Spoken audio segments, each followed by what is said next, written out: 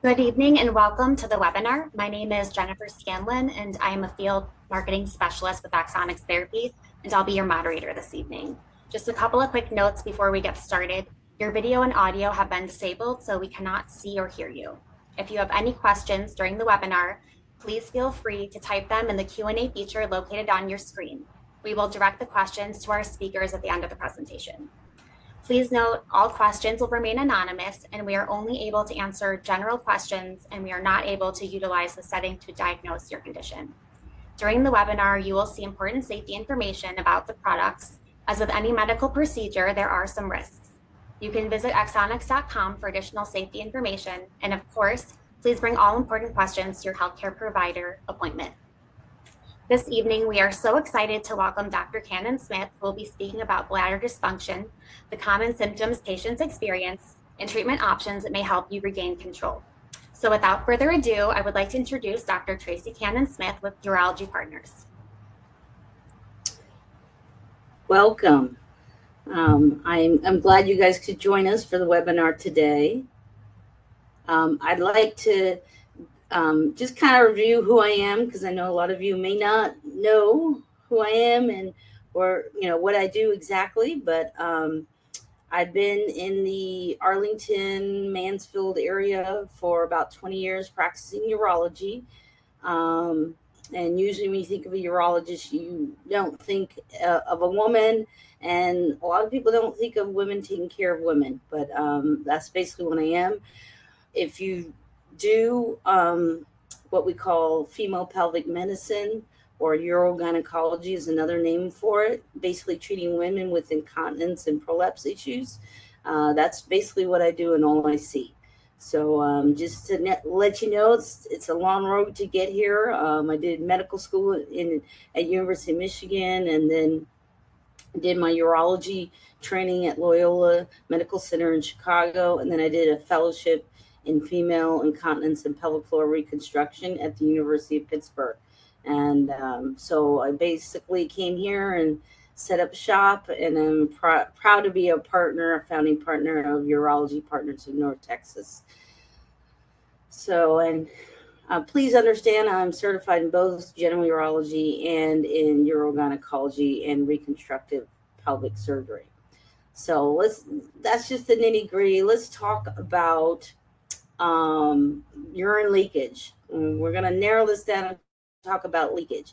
It's not really narrow because it's a very common problem, but basically we're talking about leaking when you sneeze, you exercise, you cough, you laugh, or any sort of physical activity, walking, lifting, anything like that. If you leak, we call that stress urinary incontinence. Now, a lot of times when people hear the word incontinence, they think of just diapers. You don't necessarily have to be in diapers. You could be a very active person and leak, and we're going to call that stress incontinence. All right, so let's first talk about normal bladder function, and then we can talk about incontinence. So the bladder is meant to store the urine. So when you're going about your normal day, you don't feel an urge to go, it's in the storage phase. So the bladder is relaxed and the urethra is contracted so that urine doesn't leak out. And then when you feel full, you need to go to the bathroom, you walk to the toilet, you sit down, your brain kind of sends a signal down to your bladder to void. So the bladder will contract and the urethra relaxes, and that's how we basically void. That's normal, okay? But if you have stress urinary incontinence, that little urethral sphincter muscle is not very strong. We, in our normal daily lives, we want that muscle strong when we're not voiding. So if you have weakness in that sphincter muscle, then when you cough, you sneeze, or any sort of physical activity, you're going to leak urine. We call it stress because there's a stress on the body and then you leak, so, it differentiates itself from other types of incontinence because there has to be a cough, a sneeze, a laugh, something like that causes that to occur. So please know that this is a very common condition. Women don't always talk about this. We talk about everything else, but we don't talk about leaking of urine. And know that this is very common. And if you talk to women, they'll tell you it happens to almost all of them, right? 30 million women suffer from stress incontinence. Yesterday, I was in the operating room and I was talking to the nurses, the anesthesiologists, and some of the assistants, all women in the room.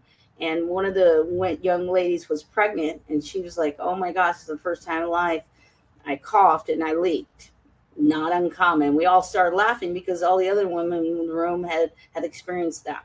So please understand this is very, very common. All right. So let's talk about the prevalence. Stress urinary incontinence is a common condition that affects 1 in 3 women at some point in their lives. Very common. And honestly, it can affect your quality of life. 60% of women who have stress incontinence say that it impacts their lifestyle. It determines the things they may or may not do because they don't want to have an accident. And obviously, depending on the severity of this can affect mental health issues. If you're not going out and enjoying life because you're afraid you're going to have an accident, staying in and not socializing can lead to depression, cause self-esteem issues, and even anxiety.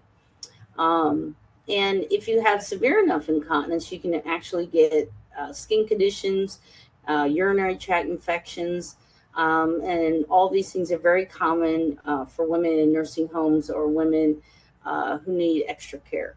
But even women who are still working, work can be interrupted. You're in a meeting and you can't really go to the bathroom when you want to.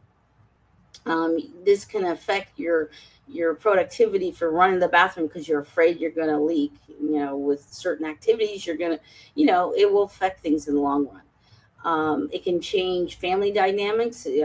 Women often with stress and incontinence don't want to engage in sexual activity for fear of having leakage, or perhaps they're not engaging in physical activities with their children because they're afraid that they're going to leak. They don't want to jump on the trampoline. They don't want to go play basketball or kick a soccer ball with their child because they're afraid of the leakage that may occur with that activity.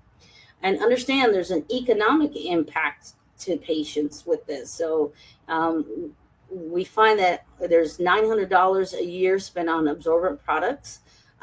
This includes laundry, pads, diapers, but it can be quite costly for someone with severe incontinence. So if we can improve care and need less of these products, it certainly could mean a lot to someone's bottom line, especially if you're on a fixed income. So the good news is we've got treatments that can help. So let's get into some of the treatments for stress incontinence. So basically, if you come to visit me, we're going to talk about three of the basic treatments. So one thing that we offer is pelvic floor exercises. People often refer to these as Kegel exercises. But there are other treatments such as what we call urethral bulking, and we'll get into this a little later, or a more traditional, what we call a mid-urethral sling. So let's talk about, the more simple ways we can manage stress urinary incontinence. There are lifestyle things that you can do to reduce your symptoms. Basically, the things that most patients hate to hear from the doctors: maintain a normal weight, not gaining weight. The more you gain, the more difficult it is to manage these symptoms. So losing weight tends to help stress urinary incontinence. Quit smoking, control as best as possible any chronic coughing. Those are kind of the simple things. Then the pelvic floor exercise I mentioned, doing what we call Kegel exercises. That's basically toning the pelvic floor and specifically that urethral sphincter muscle.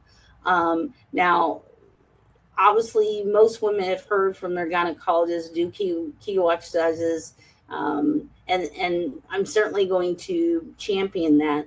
However, if I'm going to send someone to pelvic floor therapy, that's my preferred way to manage, because most people don't know how to do a Kegel. So if you don't know how to do a Kegel and then you're doing the wrong exercises, you're probably not going to see much improvement. So oftentimes we'll send patients to a pelvic floor therapist so that it's targeted therapy. We can make sure you're doing the right exercises to improve that pelvic floor strength.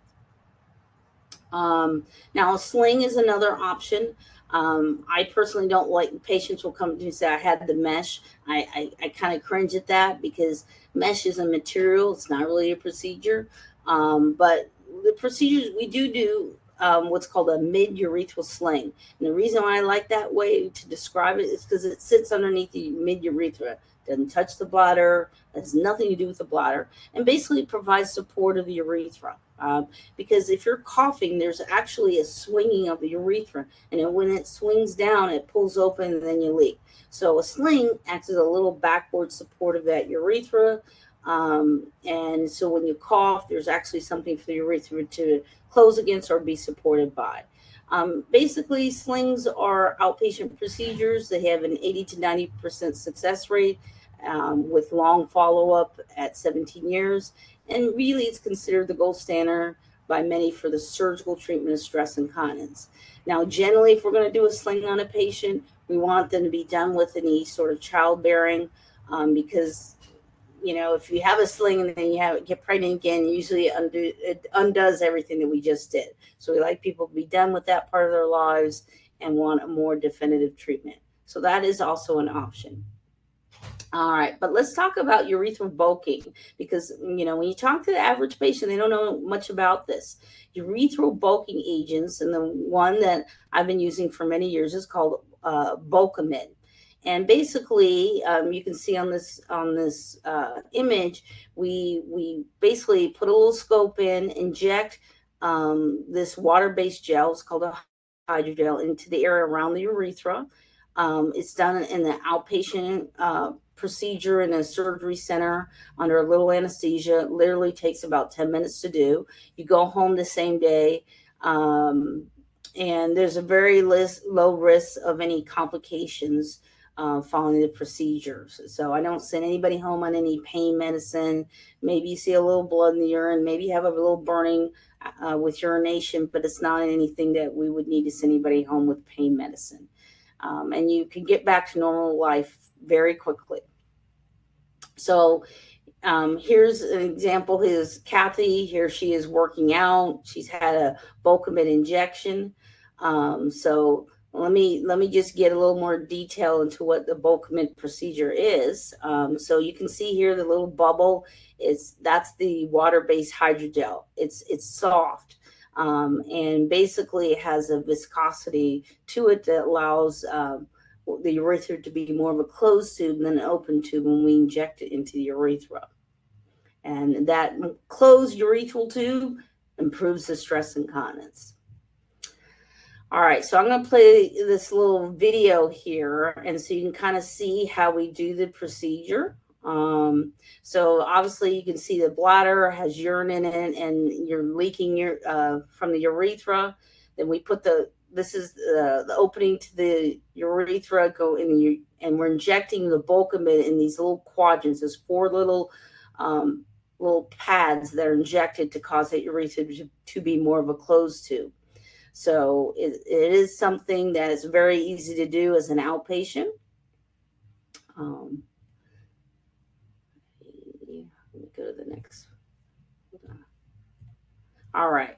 So how does it work? All right. So when we inject that Bulkamid around the urethra, it cushions the urethra and it provides a proper seal so that, if there's a seal in the urethra, when you cough, you sneeze, you're not going to leak. So it assists that you naturally will walk around with that muscle contracted, but if there's weakness, it's going to be a little open. So that's when you cough or sneeze and you leak. So by bulking it up, we're now more closed rather than open. All right. So let's talk about the nitty gritty about Bulkamid. It's safe. It's effective. 92% of women report being cured or improved following a Bulkamid. It's simple, the procedure is just these 4 little injections around the urethra. For me, it takes about 10 minutes to do.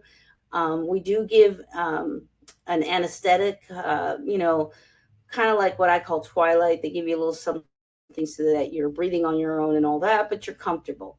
And you can get long-lasting relief out to 7 years with this simple procedure.